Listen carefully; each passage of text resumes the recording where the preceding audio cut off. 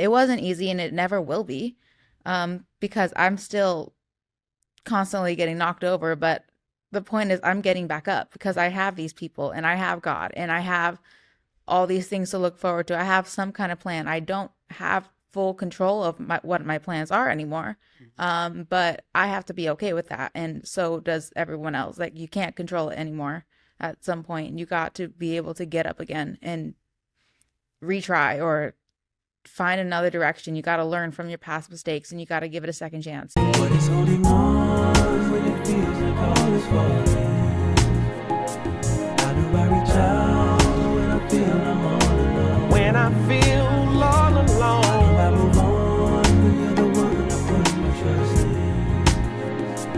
All you require me is only just believe, just believe, just believe. I'm covered by your grace again, all washed up and cleansed from sin. No longer will the devil win. You've gave me victory. Welcome to the Art of Rebounding. I'm your host, Harold Lefty Williams, former pro athlete, motivator, and believer in second chances. Each week, we'll dive deep into stories and strategies built on positioning, persistence, and purpose to help you rise, rebuild, and reclaim your next chapter. Now, this isn't just a regular podcast. It's your chance to rise again, and this time with purpose. Today's a special episode because, well, every episode is special, but this one's special to me because I feel like when we talk about purpose, this guest is filled with purpose. This guest has been met with persistence, but has also been repositioning to land back in purpose and is running and doing amazing, great things. I'm just excited to have her on the show. She is a friend of the family, a friend of my daughters. Man, they're not even that old for me to say childhood friends, but they were young. So my daughter is an adult now, so I'll say childhood friend. But she's an amazing person, comes from an amazing family. Welcome to the show, Gabby de la Cruz. And I said it right, Kiara, Miss Kiara. How are you? I'm doing great, thank you. Good. Listen, this show, first of all, thank you for doing this interview. This show is about helping people position themselves, helping people try their hardest to win, helping people rebound. And when I think of a rebound, I think of, it's like pictures of certain people, and you're definitely like, with the word rebound, it's a picture. So the shirt I'm wearing today says, "Restore everything back to me, for I'm open to nourishment, to understanding nourishment and direction." I needed that in my life for so many different reasons, but it's not about me, it's about you. Take us behind the mountain. Where did your early beginning start? What was middle school like for you? My middle school life was kind of hectic. Mm-hmm. I had a plan for what I wanted, but I didn't know how to go about that. So I was kind of lost in middle school. And then I found your daughter, and she was there for sure. Neither of us knew how to solve that, but we were both gonna like power through it together. You know how I knew you were gonna be a good friend to my daughter? We were, I don't know if you remember this, you were on the inside of the gate. I think that's the soccer field. At Milligan, and we're walking to the car. And you said, "Kiara, don't forget to do your homework. Make sure you stay." That sounds like me. And I was like, "She all right with me?" Yeah. I say, "What's her name?" Yeah, you need to be friends with her. So that's how I knew you were going to be good. So that was cool. But what was it like? What was some of the direction that was like needed in middle school? Did you feel like peer pressure and things like that? Because Kiara talked about, because we had her on the show, she talked about just trying to find her way, and it just was like it was difficult at first, and then she was like, "You know what? Okay, I think I know what I need to do." What was it like for you? I wouldn't say as much that I experienced peer pressure as she did, but I definitely did not have much of a direction of where I was going. So I kind of was like trying a bunch of new things. I figured out what I didn't like more than what I did like in middle school. So yeah, that's pretty much what it was. It was kind of like finding my direction through what knew I wasn't going to do, and I knew it. Well, I knew I wasn't going to do that. Knew I wasn't going to do that, but I don't know what I'm going to do next. That was pretty much my whole problem in middle school. So you jump from middle school, you get to high school. Was high school better than middle school, and why? I think high school was when I was looking for who I am in directions. High school didn't really do much for me. It was kind of like it kept me at a stalemate. Because for starters, my freshman year was during COVID. It wasn't really Yeah. I wasn't really growing. I don't think anyone was. No. Everyone was putting time out. Yeah, it was that, and then I didn't know what to do. I just focused all my energy on my education. I was like, well, I have to do good at this because then I can do something with that. I don't know what I'm going to do with it, but I'm going to do something with that. And that's kind of like what powered me through high school. I was like, I don't know what I'm going to do, but I know that I'm going to get this done, so it will work out later. So you're in high school, and you end up, and we're telling this story for testimonial purposes. You're in high school, you end up in the hospital, and you're trying to finish high school. What was that like for you?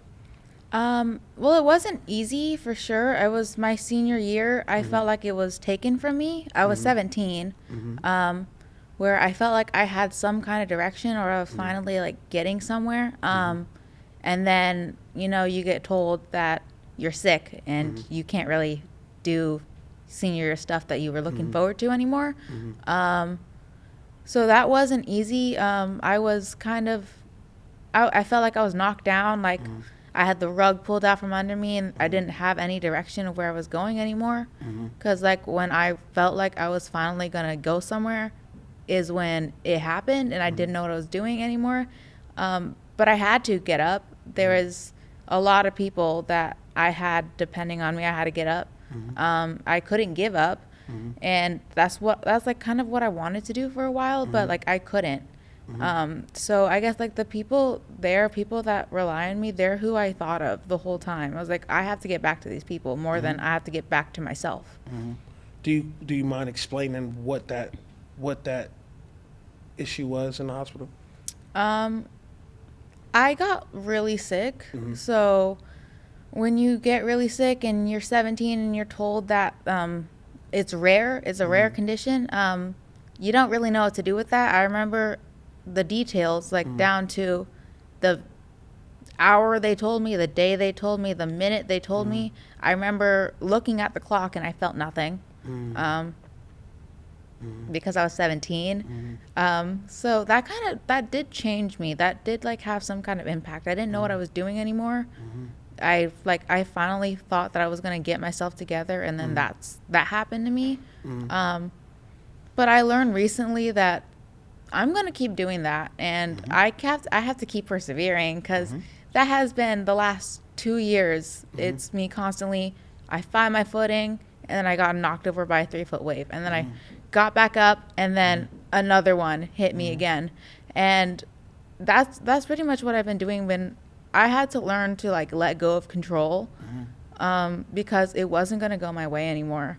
And I think that's like my biggest testimony, where I was like, I got to turn to God for this one, because I can't do it on my own, because I tried. Every time I do, I get knocked down. So yeah, that was pretty much, that changed me for sure. That's who I turned to in the time. What's going on? I hope everyone's enjoying the podcast. Listen, I have a brand new hot honey that's getting ready to come out. That's right. You heard it right. Hot honey. Harold Lefty Williams hot honey. Listen, when flavor meets fire, legends are made. and this is what we put together.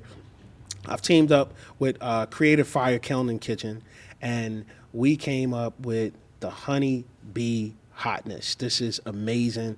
Shout out to Creative Fire Kiln and Kitchen. Thank you for the opportunity to have this collab and have my own Honeybee Hotness. For more information on this, go to honeybeehotness.com. honeybeehotness.com. Like, share, comment on this episode. Hope you're enjoying it. Now back to the show.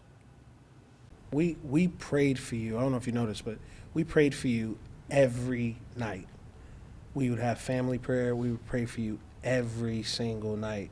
I know Kiara was emotional, and we was just saying that it's in God's hands, and I just don't believe that God is going to fail her.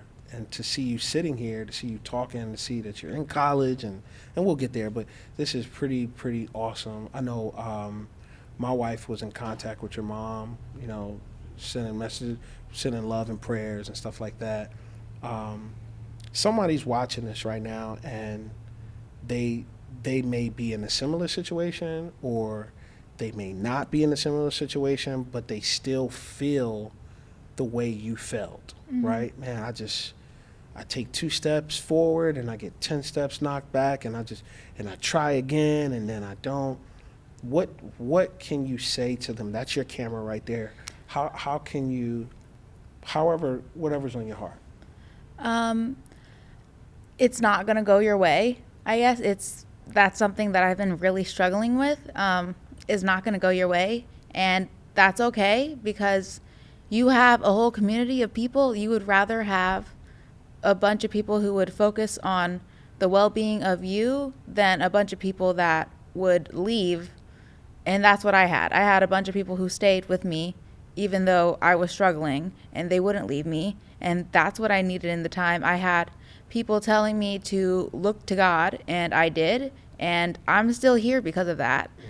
It wasn't easy, and it never will be, because I'm still constantly getting knocked over, but the point is I'm getting back up because I have these people, and I have God, and I have all these things to look forward to. I have some kind of plan. I don't have full control of what my plans are anymore, but I have to be okay with that, and so does everyone else. Like, you can't control it anymore at some point, and you got to be able to get up again and retry or find another direction. You got to learn from your past mistakes, and you got to give it a second chance.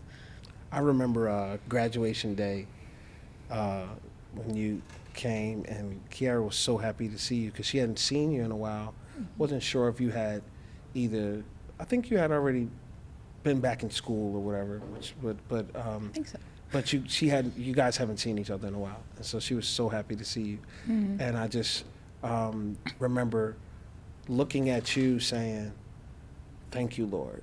Like, thank you, Lord. Like, just thank you, Lord. You know what I mean? And we've been through we've seen so many miracles happen in our life, from different illnesses in my family, be it a parent or a sibling, or, you know, within our own home. And we've just seen miracle after miracle, and we just were saying that, you know what, we believe that, you know, the same person who did it for us is the same person who's going to do it for Gabby. And then just to see you sitting here is pretty cool, and it's pretty amazing. Talk to us about school. What are you loving about school? What are you feeling? What are you excited about school? And what are you majoring in? Well, right now, when it comes to like education, I switched my major twice already. This is my second year in college, so it's not like this is going to happen. It's not going to be easy. But I think I was chasing for something that would make me feel better about myself more than something that would help me feel better about myself, if that makes any kind of sense. It does. Where I was like, I could be a veterinarian, I could be a nurse. They get all these kinds of praises. People love them because they're doing something in life, and they're like the ones people shoot to be, obviously.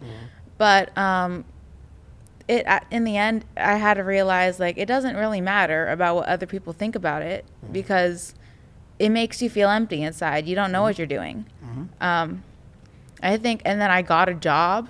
I got a job as an elementary school after school teacher, and that was like my own awakening to another major, where now I'm studying to be a teacher, because like, that's something I'm gonna teach. Because now that's something I wake up every day and I look forward to. And it wasn't like, I didn't feel that when I was doing any kind of medical school before. It wasn't, I would feel like, all right, I got to get up. I got this biology quiz to do today. I got this exam I had to do today. I have a lab report I got to turn in.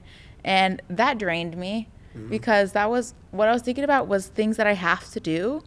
more than things that I want to do. Because now I wake up and I'm just like, and I get to play with kids, and I get to be paid to do that, and they're gonna have fun with me, and we're all gonna have a really fun time. And I never regret a single moment when I'm there, because if I'm like sad about something, it's the kid he's 7, and he'll come up to you and be like, I think you're really pretty today.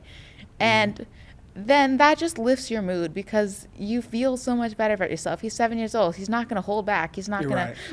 to, He will tell you. honest. They're brutally honest. He's going to tell you, I think you're beautiful today. And I'm going to feel like, thank you. I feel beautiful. And he's going to say that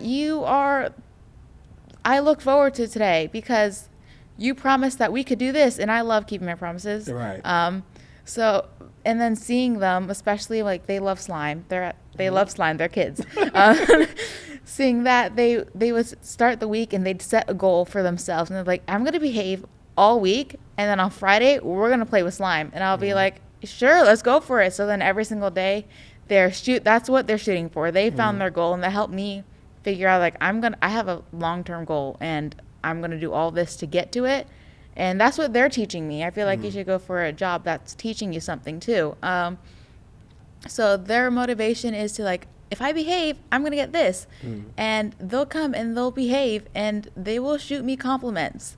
Or they'll tell me straight up, like, I don't think that's right. I'll be like, well, thank you. I like it when they hold me accountable, because they're at the age where they need to form their own opinions, and they need to do all that. And that doesn't drain me at all. That doesn't make me feel like I'm in the wrong place. I feel like this is what I have to do. Like, I wake up every day and I look forward to this. I'm not saying that I got to wake up, I promised my kids slime today, I guess we got to do slime. It's like I wake up and be like, we're doing slime today, because my kids behaved all week, and they're going to be excited, and that's going to make me excited too, because they're going to be so happy in there. And I think when you do things that you want to do, you don't have to chase your day. You're riding with your day.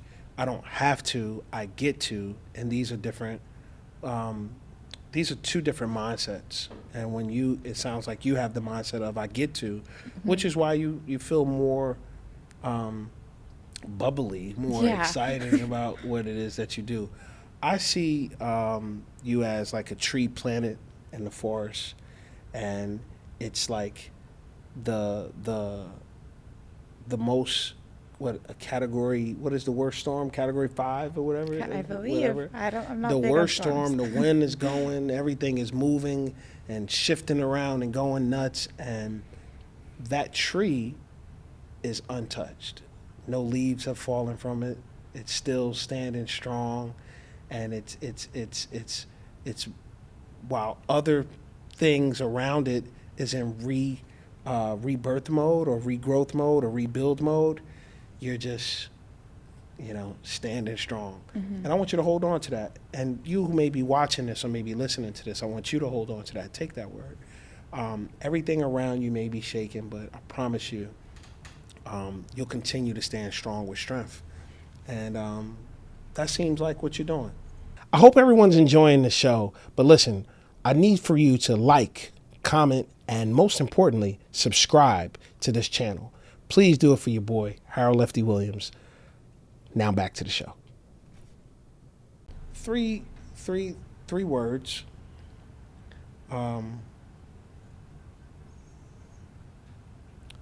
Joy. If you think of joy, what does that mean to you? When I think of joy, I think of a song. When I think of joy. Oh, you're gonna sing for me? Go for it. No, I won't do that. It's probably because it's called Joy. But I think of a song called Joy by Mercy Me. And when I think of it, that's from my childhood, and that was the song I was pretty much raised on. Okay. A lot of them, like. Oh wait, I'm sorry. I better sit up. I get in trouble. Shani forgets. I go back and I think of a lot of things from my childhood that makes me feel better about myself, and they all have Christian relation. Like Mercy Me, that's a Christian band, and their song is Joy, because throughout all the main purpose of the song is like throughout all of this, I choose joy. Like, I'm going through all of this, but I choose joy, and joy is in God. And that's who I'm focusing on, and that's what I think of when I think of joy. What about peace? Peace. When I think of peace, I wouldn't say something calm, but something familiar, because it's not, from my experience, it's not going to be calm. Like, there's not much that's going to be calm anymore. But when you look for peace, I find something familiar. I find familiarity. I look for the people who have, they don't leave, they stay. I look for my dogs, they stay. Obviously, my animals, they'll stay. They make me feel calm in myself, and even though they themselves are not calm at all. And I think of my work. I feel like at peace over there, and they're definitely not peaceful. They're a bunch of kids running around and screaming. But I feel familiar, like that's my place to be at. That's what I think of for peace. And last but not least, purpose. Purpose. I am still looking for my purpose. I'm not going to lie about that.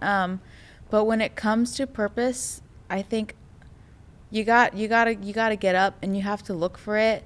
And it will come to you, but you got to put in some kind of effort to get there. It's not going to come immediately to find your purpose. You're going to keep looking around, and it's going to find you when you least expect it.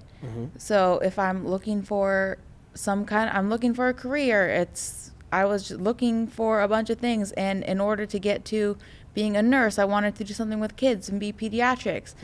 So to do that, I had to get experience with kids. And I got a job at a school. And from there, I was like, well, I don't want to be a nurse anymore because I want to be a teacher. This is my purpose because I feel happy here every day. And I feel like looking for your purpose, you can be wrong about it, but it's going to come to you. But you gotta look for something. Something's going to put you on that path. And I asked you that because in order to, part of finding your purpose is, joy. I believe that purpose is wrapped in joy and peace. And when you're at peace, and there's no, storm around that, and you can think clearly, then you can find what it is that's making its way towards you. Because I believe that when you're trying to head and make your way towards something, that as you go, it is coming as well, right? And you got to have fun. You got to enjoy it. Let's land this plane, okay? Top 5 most influential people in your life. Top 5 most influential people. I don't know if I should copy your brother on this one and pick from a category. It's up to you. One Go person ahead. a category. That's okay. But when I look for someone that I most look up to, I'd say my dad. Okay. Like family-wise, my dad, he was definitely, when I was in the hospital, he was the person that I felt held me grounded. So I look up to him the most in family. What's that emotion about when you say dad? You get emotional. I think of somebody who has also been knocked down by a lot of things, and he persevered through God and through testimony, and he gets up and he will do it himself. And he's a do it himself man. He's gonna get up, he's gonna do it himself.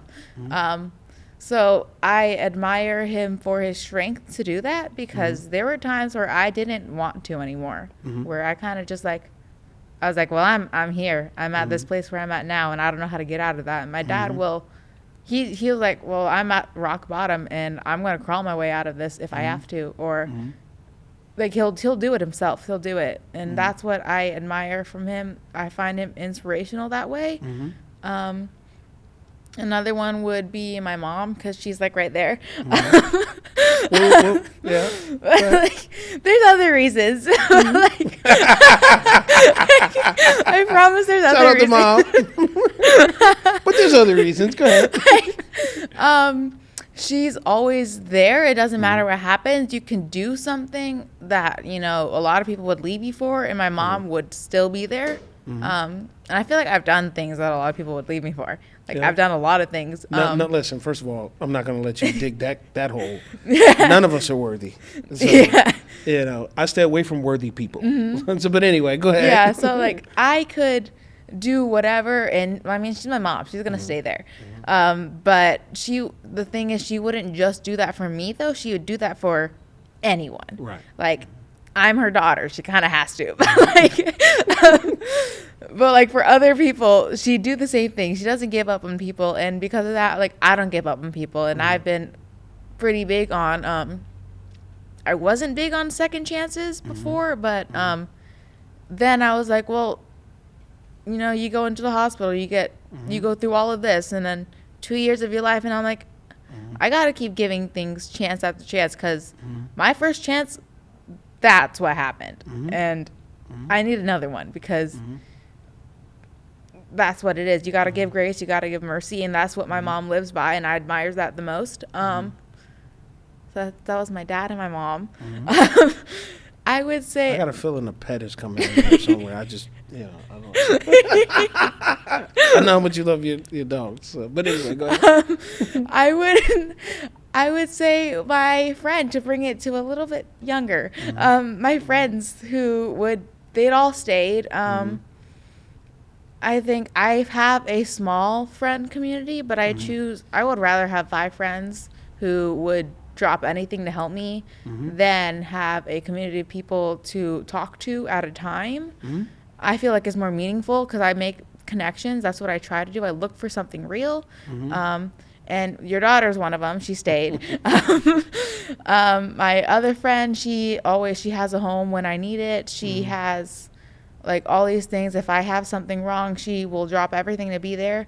And because of that, I would do the same for her. Right. I feel like I'm a mirror to people. If you put in the effort for me, I will put in the effort for you. And I've noticed that the most with her, because she gave me those values. Right, absolutely. Where she would drop anything to help me. And if I know that if she were in any kind of situation, similar or not, I would drop anything to help her. So I would look forward to her too. Listen, I have a brand new book that's getting ready to come out. It's called The Art of Rebounding. It's about positioning, persistence, and purpose. It's going to change your life forever. It's going to help you bounce back, and you're going to be able to reclaim your next chapter. Join the waiting list today at theartofrebounding.com. That's 3 people, and I'm thinking, your brother went to musicians. Go for it. Go for it. And I can't think of one. So, I mean, I don't watch sports either. What type of music got you through when you were in the hospital? When I was in the hospital, I listened to older music, like 70s, I think. Like, if you want, I can get into like the Bees Gees or Bon Jovi. Remind me if we're ever on a road trip, you do not get to pick the music. A lot of people say that. I mean, you know, it's just different. You know, but like my music, I think of because I was younger and I was doing choir. I was doing a lot of singing, and my music teacher was very big on rock and older what's music. his name? Is Mr. Milliken? Him. There's like 2. There's Okay. him and One of them had a another beard or one. something, like a white beard, I think, or something. Yes, I can't remember his Mr. name. K. I can't pronounce his whole Okay, name, but yeah. his name was Mr. K. Yeah. Like, he was definitely, was it Victoria Justice? I think he taught. And then he taught us, and he was very big on turning everything rock. Oh, it doesn't God. matter what it So- was. so he he's turned responsible for the He turned frequency. everything rock. Yeah. So I would say he's responsible for like my music being all over the place, where it's a pop song, he turns it into a rock song, and I don't know why he did that, but it worked on me. worked for you. It worked on me. I got a question for you. Since you're struggling with your 5, you got 4. Well, that's good enough.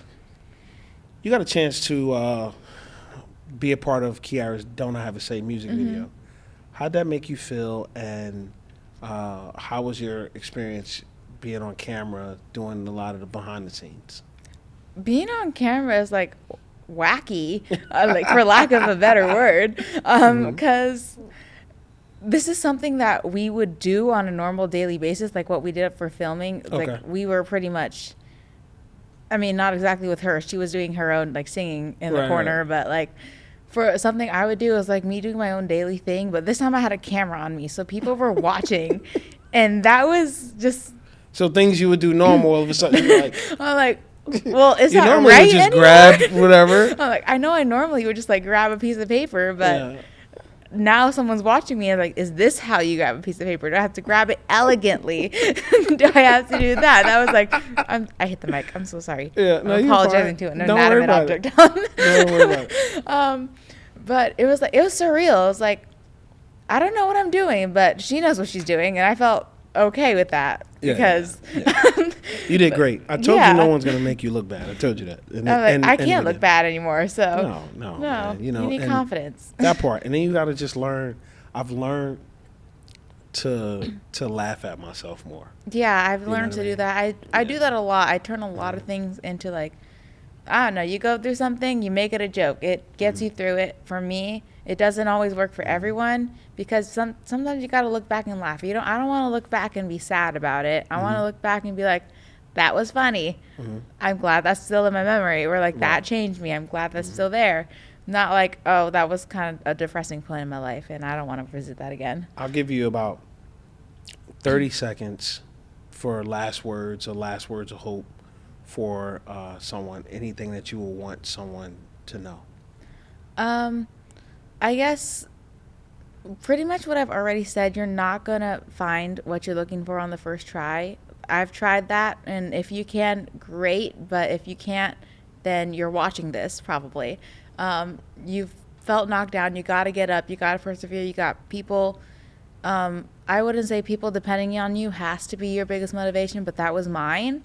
Because I feel like I'm a protector. I have to be there for people more than I require them to be there for me. But you also cannot put all that pressure on yourself. That will drain you and it will not help you at all. So you got to find some kind of middle ground. You got to find someone to go to. You got to be able to know that these people are relying on you. You got to be strong for them. But at the same time, you need to be strong for yourself. Someone needs to be strong for you too. So you got to have some kind of balance there. You got to look for it. I found it in a few people, and I mean, I pray that you guys will too if you're watching this. Awesome. Well said. What a great close, Gabby. Way to make Yay. it happen. Thank you so much for being on the show. Thank you for trusting me with this moment and understanding that I'll handle it with care. And I just believe that we're here to help other people position themselves to go further than they could ever imagine. I had to dare to dream while living a nightmare, like literally. And I just knew, I knew that my life was lying on me. I promise you. I remember being a 10-year-old kid laying in bed saying, there's more to life than this. Yeah. And knowing that it had to be, and because I believed that it was possible, it happened for me. I remember seeing a plane, and I'd see a plane fly over the house or out in the air, like, you normally would see. And I couldn't understand. I had never been on the inside of a plane before. I wondered, well, what does it look like, or what is this? And I said, man, they must spend a lot of money. And I would imagine where they would go, and I would imagine what would that look like for me. Man, they probably going to Florida. They probably going to Cali. They probably going to Hawaii. And I would pretend in my mind what those opportunities would be, not knowing that, years later, I'd be a globetrotter, that I'd travel the world, that I'd get tired of being on planes. Yeah. What I'm I saying? would assume like that I'd go to Japan, that I'd go all over Japan, Narita, Tokyo, Sasebo, Camp Fuji, Yokohama, Okinawa. I had no clue that little old me would spend Christmas Day twice, because Japan is ahead 15 hours. Yeah. I left Christmas Day there, got back, it was Christmas Eve when I got home. You know what I'm saying? Yeah. I had no clue. But here's the thing. God will change the plans for you. And we have to continue to have a mindset. We have to have this thing called imagination. And even when it seems impossible, we have to know that with God, all things are possible. And as I bring this to a close and get to my outro, Les Brown says a favorite quote that I like. He said, if you fall, try to fall on your back, because if you can look up, you can get up. All right. Yeah. Appreciate you. I'm excited for your future. That's it for today's episode of the Art of Rebounding. Remember, the fall isn't what defines you. It's how you rise that writes your legacy. Whether you're rebounding from a loss, recentering your purpose, or just learning how to rise again, know this: you're not alone. You were never alone. You were made to bounce back. You were made for more. Okay? Until next time, keep showing up. Keep positioning yourself. Keep pushing with purpose, because your rebound, it's not just coming, it's already in motion. Follow us on social media at The Art of Rebounding. And if you want to follow your boy, Lefty Williams 42. I'm always down to hear about your comebacks. Until next time, always remember, dare to dream.